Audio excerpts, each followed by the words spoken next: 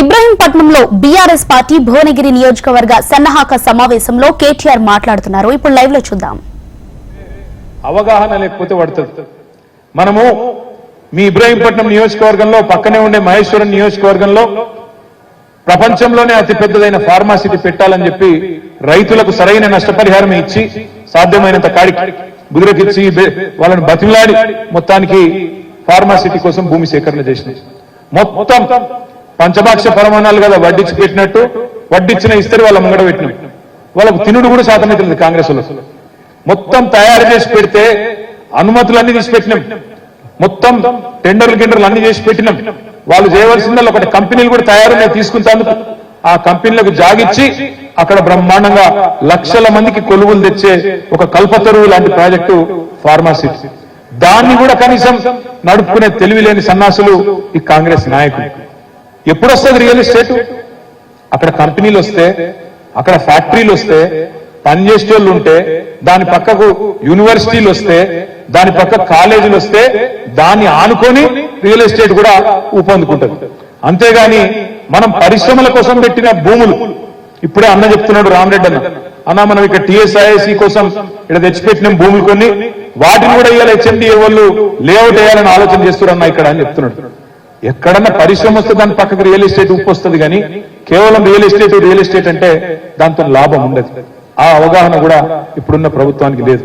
కానీ మాటలు ఎన్ని చెప్తున్నారో ఒక్కసారి మీరు చూడండి. నేను ఉత్తగానే అంటలేను రేవంత్ రెడ్డి గారిని మైకు వీరుడు అని.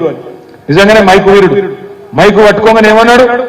ఇగో లోన్ తెచ్చుకోని వాళ్ళని ఉంటే ఉరుకుని చెప్పని ఉరుకుని బ్యాంకుకు వన్రి 2 లక్షల రుణం తెచ్చుకోండి, నేను వస్తూనే ఉన్నా, డిసెంబర్ 9 నాడు సంతకం పెడతా, మాఫీ చేస్తా అన్నాడు. డిసెంబర్ 9 అన్నాడు. కానీ ఏమైందో ఏందో 2 రోజుల ముందే ప్రమాణ స్వీకారం చేసిండు డిసెంబర్ 7 నాడు.